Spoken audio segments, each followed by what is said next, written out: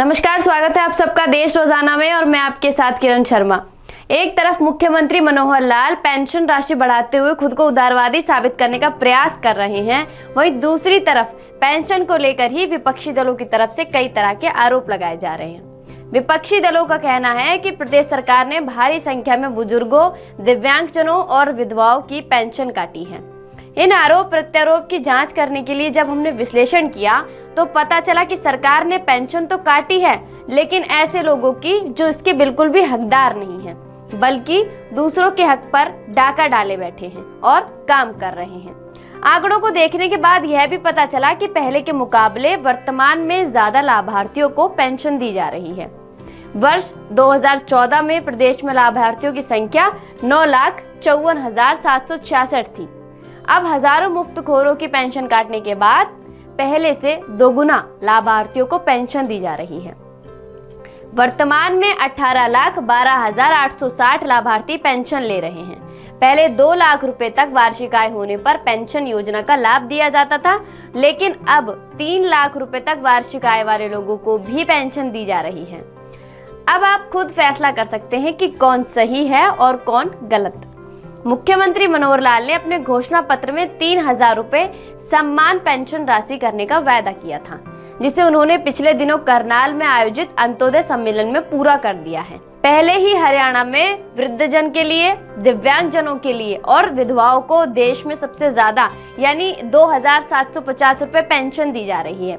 अब आने वाले साल जनवरी 2024 से इन लाभार्थियों को 3,000 रुपए पेंशन दी जाएगी। वैसे तो प्रदेश में वृद्धजनों को सम्मान के रूप में दी जाने वाली पेंशन योजना कोई नई नहीं है। संयुक्त पंजाब के समय में 1 अप्रैल 1964 से वृद्धावस्था पेंशन योजना शुरू की गई थी, जबकि विधवा के लिए साल 1980 और 81 में और दिव्यांगजनों के लिए साल 1981 और 82 में पेंशन योजना शुरू की गई थी। लेकिन उस दौरान तीनों ही तरह के लाभार्थियों को पेंशन दी जा रही थी। जो गुजरे इतने वर्षों में पेंशन 1 जनवरी 2014 को बड़ी मुश्किल से 1,000 रुपए हो पाई थी। मुख्यमंत्री मनोहर लाल प्रदेश की कमान संभालने के बाद पेंशन की राशि में लगातार इजाफा कर रहे हैं। प्रदेश में रहने वाले बुजुर्गों, दिव्यांगजनों और विधवाओं को किसी तरह की परेशानी ना झेलनी पड़े और उन्हें आर्थिक समस्या का सामना ना करना पड़े, इसे ध्यान में रखते हुए प्रदेश के मुख्यमंत्री ने 1-2 बार नहीं बल्कि अनेक बार सम्मान पेंशन राशि में वृद्धि की है। प्रदेश की बागडोर संभालने के बाद 1 जनवरी 2015 को प्रदेश में वृद्धावस्था, दिव्यांगजन और विधवा पेंशन 1,000 रुपए से बढ़ाकर 1,200 रुपए कर दी गई। 1 जनवरी 2016 को 1,400 रुपए, 1 नवंबर 2016 को 1,600 रुपए और 1 नवंबर 2017 को 1,800 रुपए कर दी गई। 1 जनवरी 2020 से 2,250 रुपए, 1 अप्रैल 2021 से पेंशन 2,500 रुपए और वर्ष 2022 से 2,750 रुपए और अब यानी नवंबर 2023 से 3,000 रुपए देने की घोषणा की गई है। वर्तमान में प्रदेश सरकार द्वारा देश भर में सबसे ज्यादा पेंशन बुजुर्गों, दिव्यांगजनों और विधवाओं को सम्मान स्वरूप दी जा रही है। आइए ये जानते हैं कि हरियाणा और पड़ोसी राज्य द्वारा कितनी पेंशन दी जा रही है। पंजाब सरकार द्वारा बुजुर्गों को 1,500 रुपए, राजस्थान सरकार द्वारा 75 वर्ष से ज्यादा उम्र के लोगों को 1,000 रुपए और 75 से कम उम्र के लोगों को 750 रुपए मासिक पेंशन दी जाती है। हिमाचल प्रदेश सरकार द्वारा 1,500 रुपए, उत्तर प्रदेश की सरकार के द्वारा 1,000 रुपए और दिल्ली सरकार द्वारा 2,500 रुपए मासिक पेंशन दी जा रही है।